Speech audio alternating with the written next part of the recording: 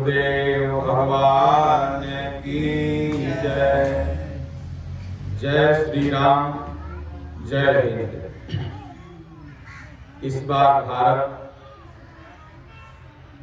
75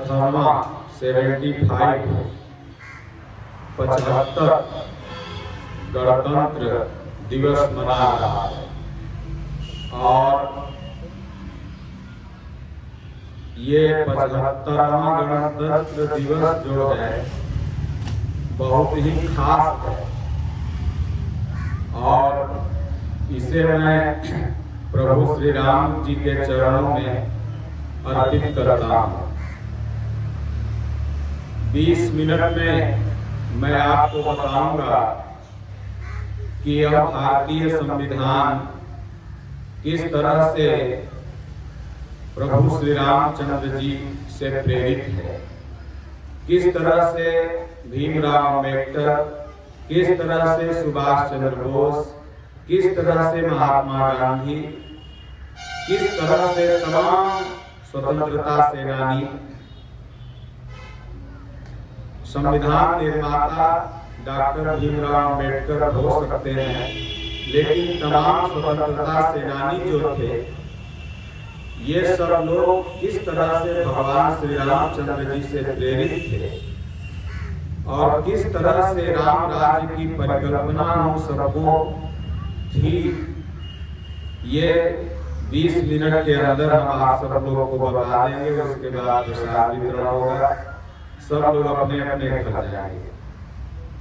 बड़े हर्ष और गौरव की बात है कि भारत को तो राष्ट्र मंदिर मिल गया।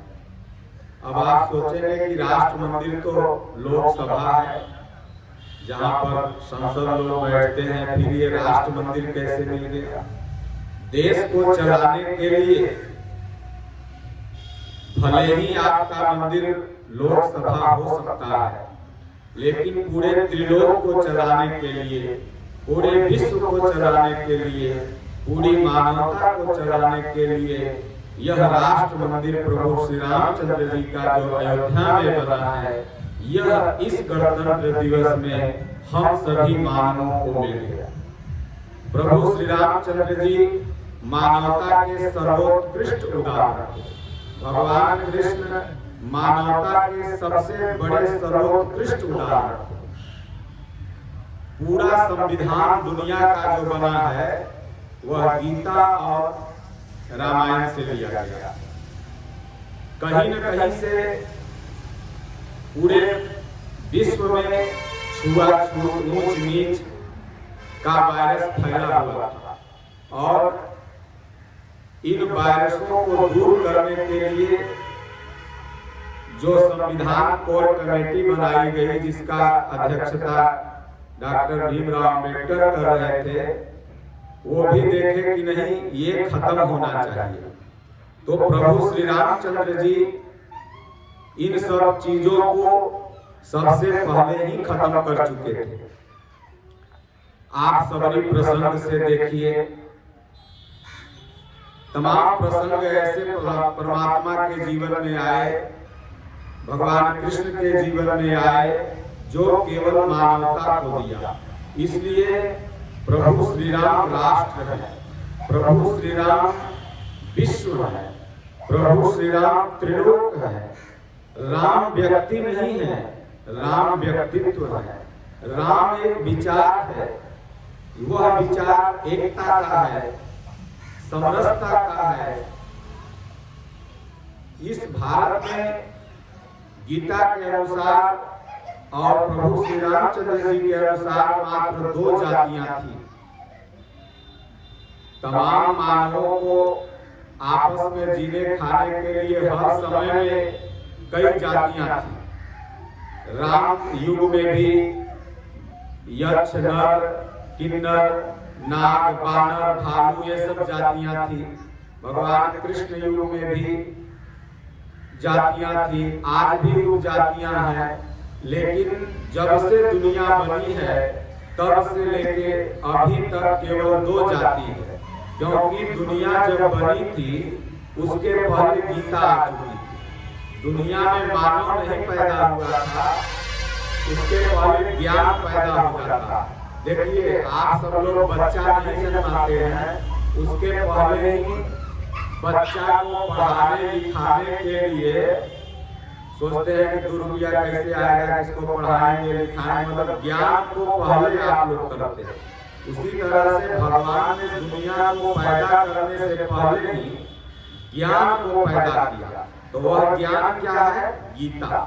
और गीता में सिर्फ 2 जाति है, दौ भूत सर्गे लोके दैवी आसुरी एव च दैवी विस्तरसः प्रोक्तम आसुरम पार्थ में श्रीणु। भगवान कहते हैं अर्जुन, इस संसार में 2 जाति है, देवता और असुर। जिनका आचरण देवताओं जैसा है अर्जुन वो देवता हैं, और जिनका आचरण असुरों जैसा है वो असुर है। इसलिए मात्र 2 जाति बनाई गई, जिनको हम लोग इंग्लिश में निगेटिव और पॉजिटिव बोलते हैं, हिंदी में अच्छा बुरा बोलते हैं।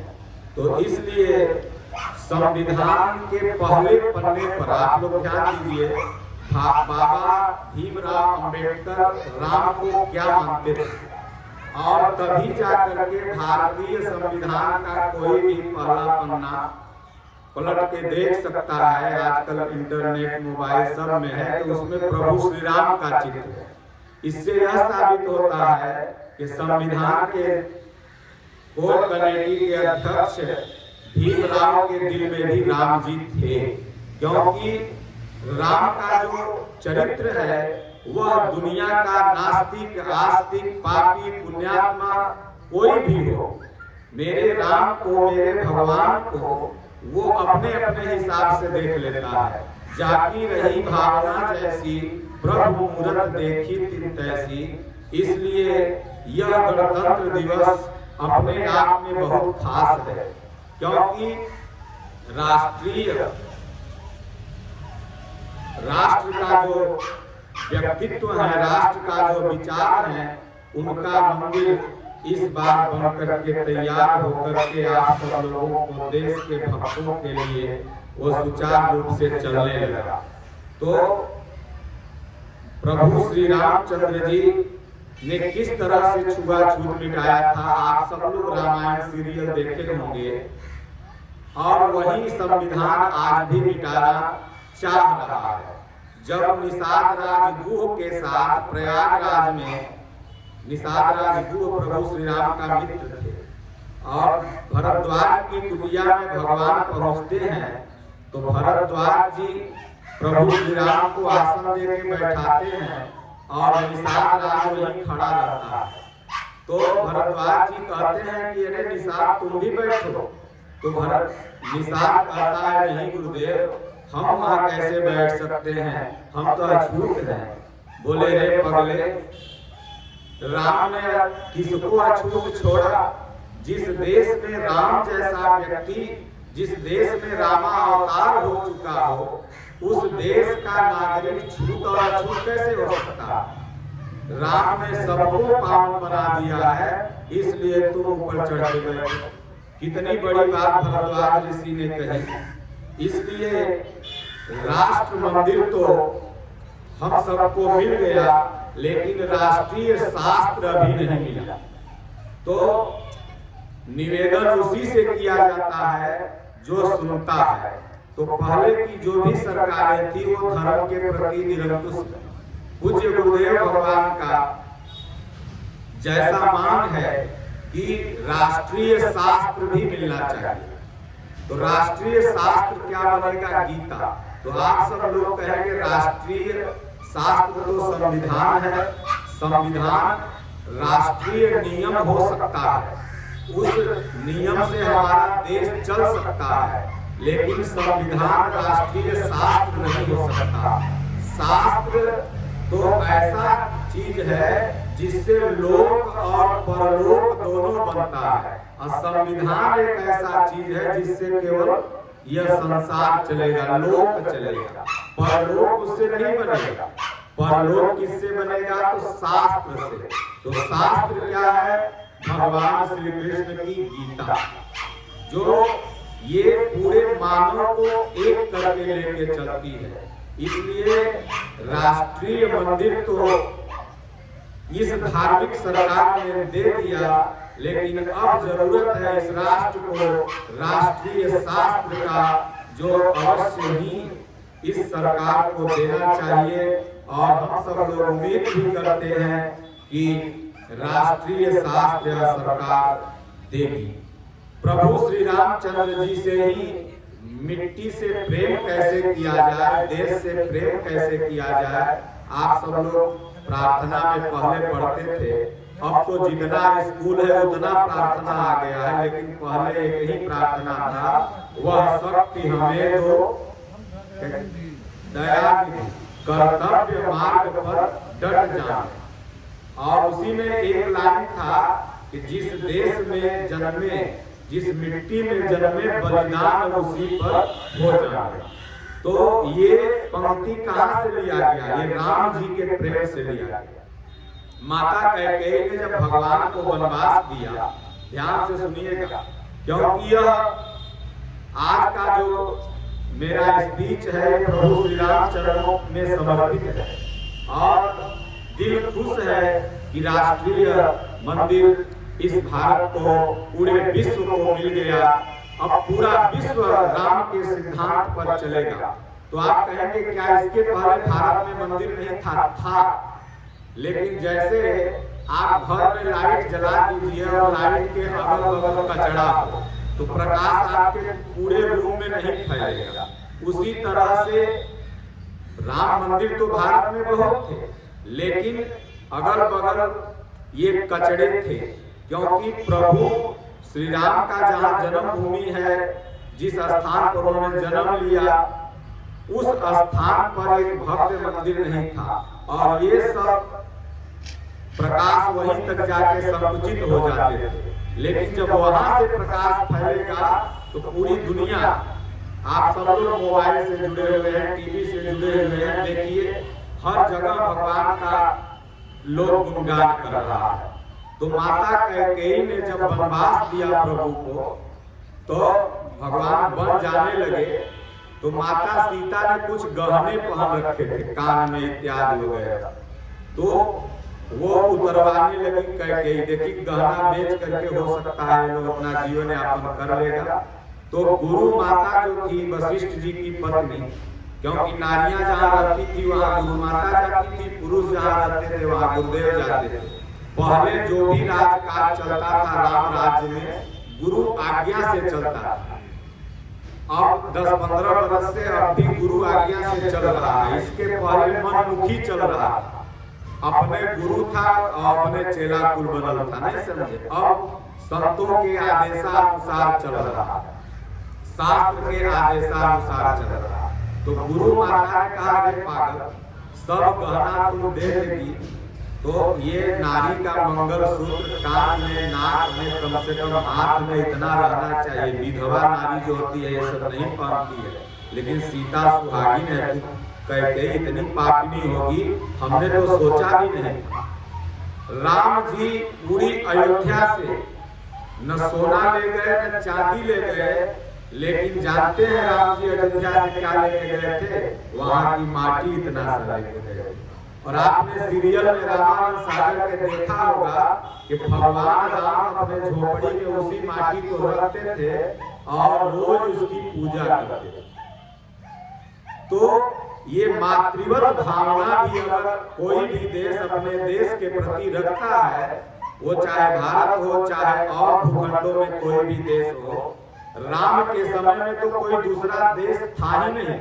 पूरा विश्व, पूरा त्रिलोक ही भारत था, राममय था, आर्यावर्त था, क्योंकि राम आर्य थे, आर्य के उपासक थे। तो अगर हम लोग अपनी माटी से प्रेम करते हैं, आज भारत से बच्चे प्रेम करते हैं, हिंदुस्तान से बच्चे प्रेम करते हैं, तो उसका भी कारण कौन है? मेरे राम है। भगवान राम और कृष्ण के सिद्धांतों पर, इसी से हमने कहा कि वो राष्ट्र मंदिर है। वो किसी एक संप्रदाय का नहीं, किसी एक जाति का, मजहब का नहीं, वो पूरे राष्ट्र का मंदिर है। और राम कोई संप्रदाय थे ही नहीं, भगवान शिव की वाणी है रामचरितमानस, और भगवान शिव कहते हैं बड़े भाग्य मानुष तन पावा, सुर दुर्लभ सब ग्रंथ ही गावा। तो आप बड़े बड़े यहाँ पर विद्वान बैठे हैं, या बड़े बड़े विद्वान इस बात को मेरी सुन रहे होंगे। मानुष माने क्या होता है बताइए? मानुष माने क्या हिंदू होता है? मनुष्य माने क्या मुसलमान होता है? मनुष्य माने क्या दलित होता है? मनुष्य माने क्या महादलित होता है? मनुष्य माने क्या राजपूत होता है? मनुष्य माने क्या भूमिहार होता है? नहीं, दो हाथ पैर वाला जन्मा हुआ, वो अमेरिका में हो चाहे इंग्लैंड में चाहे भारत में, जहां भी हो वो मनुष्य ही कहलाता है। तो इसलिए भगवान राम पूरी मानव जाति के लिए आदर्श हैं, पूरे मानव जाति के लिए प्रेरणा स्रोत हैं। इसलिए संविधान से देश चलता है, लेकिन शास्त्र से लोक और परलोक दोनों संवरता है। इसलिए हम संविधान का सम्मान करते हैं, जो बाबा भीम साहब अम्बेडकर के अध्यक्षता में निर्मित किया गया इस भारत देश में। और इस संविधान का सम्मान सबको करना चाहिए, लेकिन पूरी मानव जाति का एक शास्त्र भी होना चाहिए, जिससे कि आपका ये 60-70 वर्ष का जीवन अच्छा से चले, और इसके बाद की भी जो यात्रा है वो कैसे पूर्ण हो, तो वह गीता बताती है।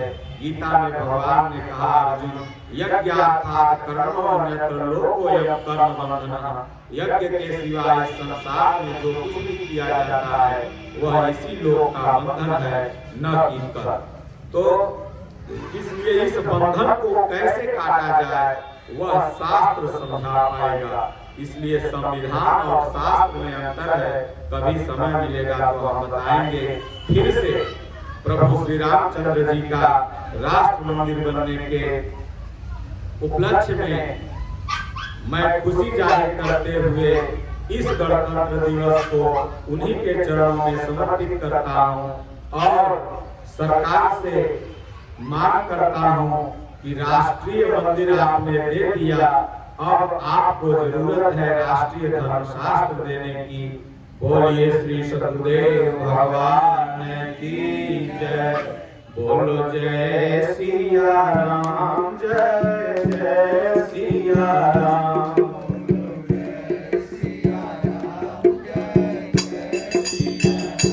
बोलो जय गुरुदेव, जय गुरुदेव।